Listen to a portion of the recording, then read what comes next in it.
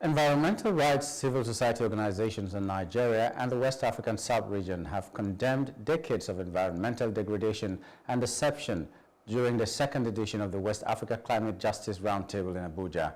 They call for a common front to challenge exploitation and misinformation.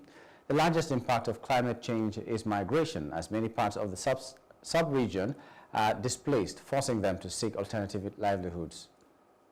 We really want to talk about climate justice. There is no climate justice in Nigeria.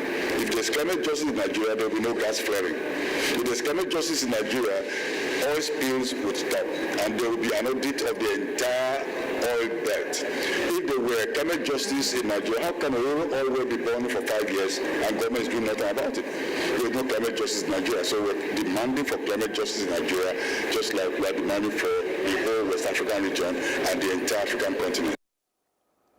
Participants were all in agreement that the timing of the roundtable is right, as it will help Africa to speak with one voice and come up with a better deal for the continent at the next COP30 coming up in Brazil. A traditional ruler also shared his experience of the impact of climate change on Ayetoro community located in the Niger Delta of Ondo State. The nature itself is doing sequestration of carbon through trees, through biodiversities. Why put in markets, why put in money or value on the nature? We said no. In West Africa it's happening. So for us it's very important not to fight in isolation, but to come together to strengthen our fight. This kind of conference is interesting because we gather most of African countries with certain experiences and resilient experiences in adaptation. So that when we come here, I think our expectation is to have a broader picture of what is coming, what is the impact on climate change in certain countries, but also to solidarize with each other, because we need this kind of link together to work together to see how can we help each other. We are the best example of the destructive impacts of climate change.